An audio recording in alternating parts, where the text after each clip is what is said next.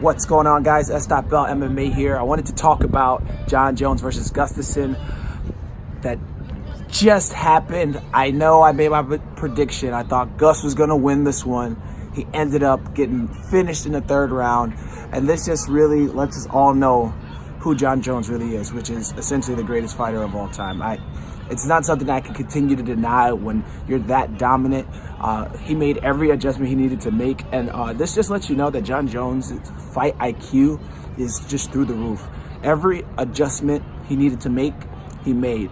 And some would say that he didn't even look great in this fight, but the fact that Jon Jones, looking his worst, will still win every round and can finish one of the top light heavyweights in the division just really lets you know where his skill set is at.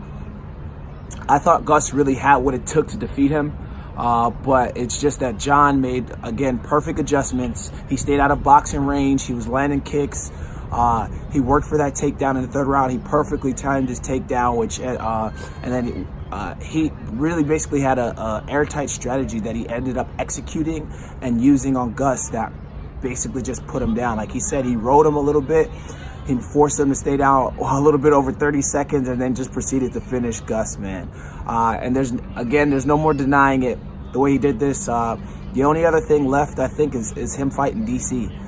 And the way that this kind of went down, I feel like DC really has to stake his claim and get that belt back, man. That's what he's got to do if he's really going to cement his legacy, because he doesn't want that kind of asterisk on his record, you know, saying you're great, but Jon Jones always beats you. You know, give himself that one opportunity to see if he can get this last one over Jon Jones, or to cement Jon Jones' legacy and just say DC never beat him and Jon Jones is the GOAT.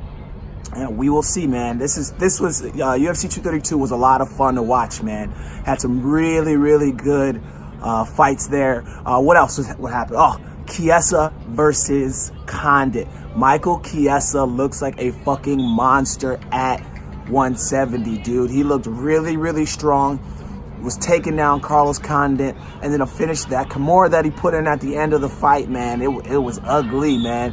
I think he may have popped the ligament or a muscle in that, the way how far back he pulled that Kimura, man. He ended up finishing it with one hand, which just lets you know how strong he really looked. The fact that he was talking about it, he says the day of the fight, he's at like 188, so he's a big dude. So for him to be able to make 155 for so long, it's beyond me. That's all I can say about it. But he looked really good. Ooh, Volkanovski. I was super surprised that he was able to finish Chad Mendes, but that dude is right up there in the top of the division for the featherweights, man. The featherweights are looking really good, man.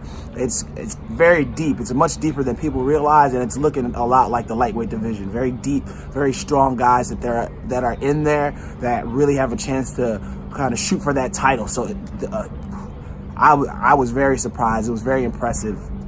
And Kat Zingano getting the TKO because she got a toe in the eye, and I hope to see her and Megan Anderson fight again. Megan Anderson is just so long. She was trying to get out of the way of the kick, and then ended up just catching her in the eye. That kind of sucks. It's a shitty way for a fight to end, but Megan Anderson did get the win. Hopefully they get to fight again. We can see what they're really about. But I was glad I was kind of right about that prediction, even though it was kind of an odd way for her to win the fight. Ooh, and the best thing of all, my favorite thing of all, was my man Ryan Hall beating BJ Penn with a IMANARI roll and landing in a heel hook, which is exactly what I thought he was gonna do. That shit made me so happy. And this is my thing.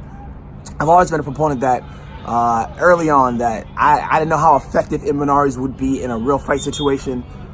I gotta shut the fuck up about that, because Ryan Hall has shown us clearly that you can use an IMANARI roll, and IMANARI himself showed us that as well. You can use an IMANARI roll in an MMA fight and make it effective as hell. He landed that nice little leg kick, dropped right into the IMANARI, and once he once he locked in that heel hook, it was over for BJ Penn. There was nothing else left to do, man, and that was pretty fucking sick.